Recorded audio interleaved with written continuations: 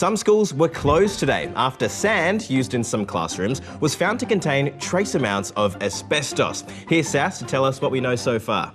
Yeah, this colourful sand, which has been used at some schools for things like play and arts and craft, has just been found to contain traces of chrysotile, which is a type of asbestos.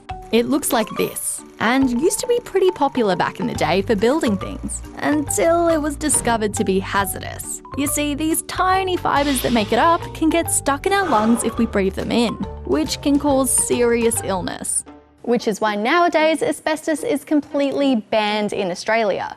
And also why Australia's consumer watchdog, the ACCC, issued a national recall notice for the coloured sand products, prompting some schools in the ACT in Queensland to close or partially close. We made the decision that this was the best action to take as a precautionary measure.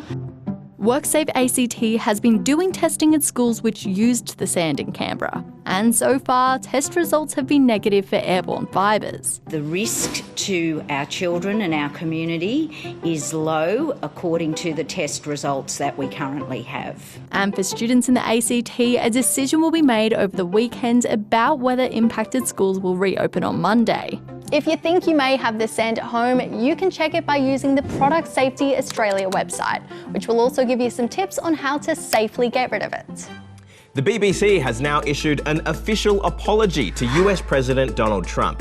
The broadcaster came under fire recently after a clip from a 2024 documentary resurfaced featuring an edit of one of the president's speeches, which the BBC said in a statement gave the mistaken impression that President Trump had made a direct call for violent action. The scandal led to two big BBC executives stepping down, and earlier this week, lawyers for Mr. Trump said they were planning to sue the broadcaster for $1 billion over the edit.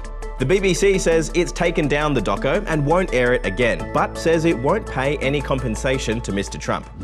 Today marks the final day food and drink companies can opt in to put health star ratings on their products, but some experts reckon the system should be changed completely. Here's Tatenda. Yup, you may have come across these stars. They're called health star ratings, and they rate how healthy a food or drink item is from 0.5 to 5 stars. Points are added for nutrients like fibre and protein, while they're taken away for unhealthy things like saturated fats, added sugars and sodium. But experts say the health star system is flawed and they're calling for reforms. So consumers may choose all highly rated products, but they may not have a varied diet, which then may still lead to nutrient deficiencies. 5 years ago, the goal was to have the rating displayed on 70% of packaged food by November of this year. And companies were encouraged to apply the labels voluntarily. But if that number isn't reached, and it doesn't look like it will be, food ministers say they want to make health star ratings mandatory. So what do you guys think? Probably more so care because I'm a bit of a health nut. Yeah, I got no idea. I don't look at it. I actually really do look at them all the time. I don't know how much I sometimes trust them. Chips and chocolate and all that have like 3 stars. I've seen something like that. Yeah. That does not make sense. If it's mandatory and if it's regulated, then that is a quick and easy way for someone else to do all of the hard work. Companies should be able to choose whether or not they want to have it on there. I don't think they should put it. Just let them eat. Now it's time for some stories that are all about going stratospheric. First up to Saudi Arabia, where Mr. Beast has just unveiled his very first theme park. Every little thing, it just feels awesome, and I'm so excited. Now, in case you don't know already, Mr. Beast is by far the most subscribed to channel on YouTube, and is famous for doing epic stunts involving a lot of money.